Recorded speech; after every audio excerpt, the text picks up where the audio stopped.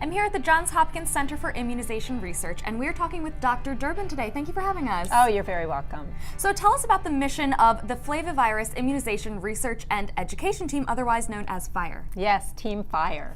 Our mission is to evaluate vaccines that are just beginning their development. So we want to test the safety of vaccines for different flavivirus diseases. Some that you might have heard of are Zika virus or West Nile, but really the one that affects the most of the people and up to almost half the world's population is dengue, and that's really where we focused a lot of our time and effort, is to bring to what we call licensure to worldwide use a dengue vaccine that can be used in all different populations. So what are the considerations when going about creating a dengue virus vaccine that we need to be aware of? Well, the biggest one is we say dengue, but it's really 4 different dengue viruses. So we're really creating 4 different viruses, and then we're combining them into a final formulation or a final vaccine.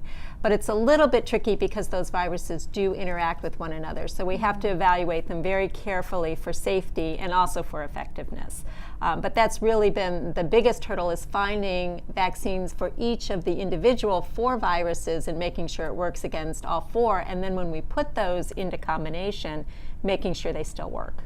Wow, that sounds like a lot that you're going into here, but that's great work. And you also mentioned the Zika virus, which of course has been on the world stage recently. What can you tell us about the Zika vaccine development? Well, that's really interesting. You know, when the Zika outbreak happened, there were more than 40 different vaccines that were going to be brought into clinical evaluation, or at least to be developed. But that's a lot of vaccines. Yes. And right now we only have about 3 vaccines that are currently in clinical development. And our biggest trouble right now with Zika vaccine development is we're not sure we're going to be able to test it for effectiveness right now, because Zika has sort of declined in terms of the number of cases. But we do think that it's going to come back, and we want to have a vaccine ready when it does come back. Of course, of course. So tell us about the overall benefit of doing all of this research in terms of flavivirus vaccines on the community. Why is this such a good thing?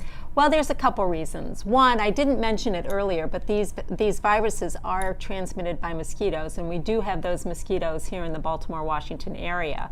We don't have a lot of the different viruses that I've talked about here, but there is the potential with global warming and with travel, and travel of not only people, but those people can bring viruses, mosquitoes can bring viruses. So there is a chance that some of these diseases may come into the United States. And doing the studies here really helps us better understand the safety of those vaccines and if they'll work. And if they do work, if people want to travel to beautiful areas like the Caribbean or South America, they'll be protected against these viruses when they go there. Wonderful. Dr. Durbin, thank you so much. Oh, you're very welcome.